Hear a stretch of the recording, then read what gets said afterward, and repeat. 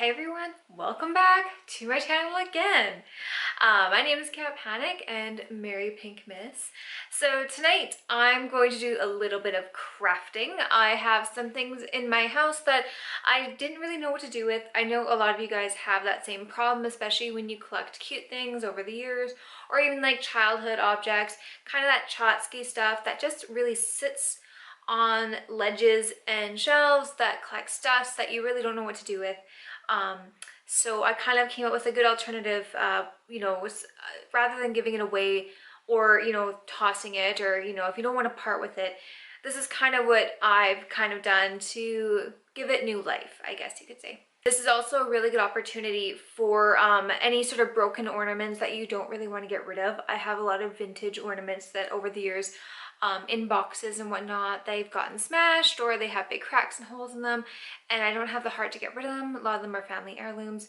So this is what I did, and this was kind of my alternative to throwing it out, giving it some new life, and also solve two problems in one, and kind of give the tchotchke stuff new life, and also the broken ornaments. When I was a little girl, I used to collect these like calico kittens. I don't know if you guys even remember them. They were just like cherished teddies, but they were all cats, and they were really expensive. I think they were like $15 to $40 depending on the kind you got. And my mom used to collect cherished teddies.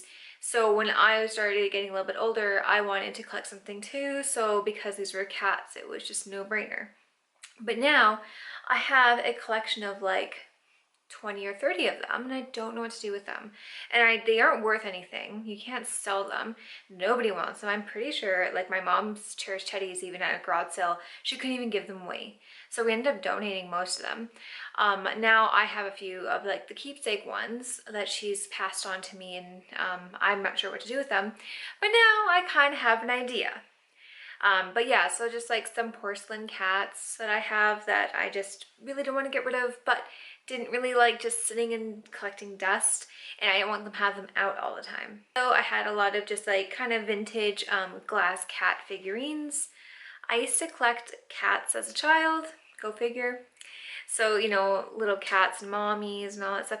I also have a ton of plastic kitty in my pockets. I don't know if anybody from the 90s remember those, but that's also what I collected. So I think that next year I'll be breaking into those and seeing what I can do with that collection and giving that new life. So these were some of the vintage ornaments that I had inherited throughout the years, and you can tell they're vintage because the color is starting to kind of wear, and they are glass.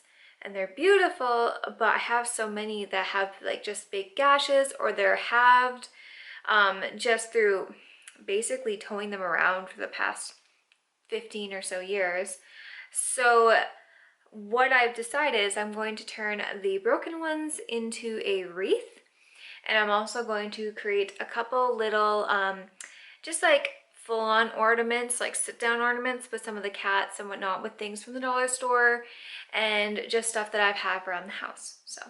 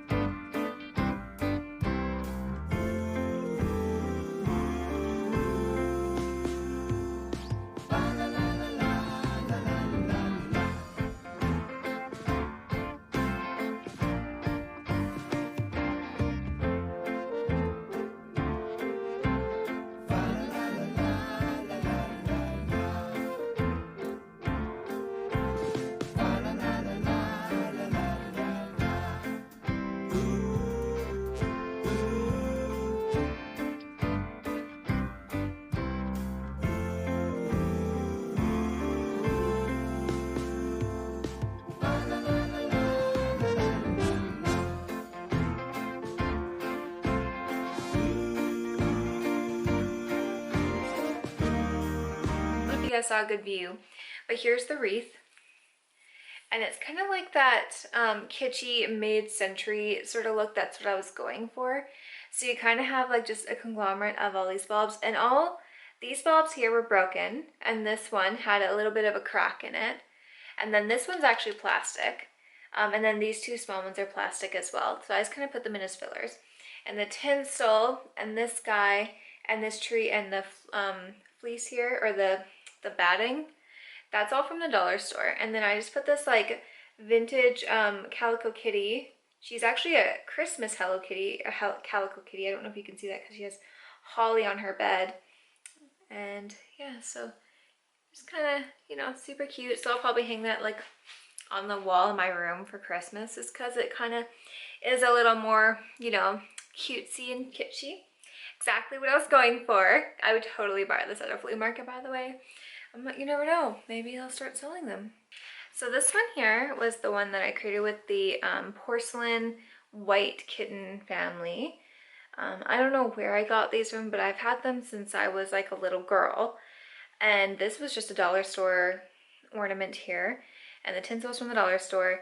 The batting was from the dollar store. And like the lid, as you guys probably saw, was a candle lid from Bath and Body Works that I just had laying around because I'm always burning candles, especially this time of year. So I thought that was pretty fun. This one I think actually might be one of my favorites because I wasn't sure what to do with these little kittens. And they're also hand painted glass. And I don't know if you guys saw a really good picture. My camera was not focusing on them very well. So I'll see if I can kind of... So I don't know if you guys can even see very well. My camera's having a really hard time focusing on them because they're so tiny. But these little kittens here are just like hand painted glass. I don't know where I got them either, but they're so cute. So I just took a plastic ball from the dollar store and I cut kind of some fleece, and probably could glue it down a bit better, but whatever. So I just kind of cut it to make it look like snow, and then I glued these little guys on top, and now they'll just hang on my tree. So they have like new life. You know, they haven't been out of the treasure box in like probably at least 20 years. So this is kind of fun. Now this was a little bit of a bigger one that I created. I actually found this tree base just in the Christmas junk that I, you know, don't even know why I had it. And it's a little bit heavier. I think it's like, you know, out of plaster or something, but it's just a tree base. So I put down the fake snow, and then I had a bunch of these little guys from the dollar store. And then I put down a couple of the calico kitties because I felt like these ones look like they might be homeless. This sounds so terrible. I just want to see like a really sad Charles Dickens like stories. Like this one's like eating out of the trash, and this one's got like a raggedy blanket. But I don't know, maybe it's like the Oliver Twist of cats, or, you know, Tiny Tim and another Tiny Tim. I don't know. But super cute. Or it might make its way like onto the coffee table. It's a little more durable, so that way the cats won't like really knock it over. The other ones are a little more fragile, so I have to find a really good spot with them. So, well, thanks for crafting with me. I hope you guys found some inspiration and also some really good ideas of what to do with some broken ornaments or tchotchke little things that you want to turn into kitschy wreaths or little centerpieces or even conversational pieces, because that's so super fun too. A lot of the time throughout the year, I try to keep my house very minimal and not cluttered, but during Christmas, I don't actually mind the clutter because it kind of creates a cozy atmosphere, and it's the clutter of everything that I love.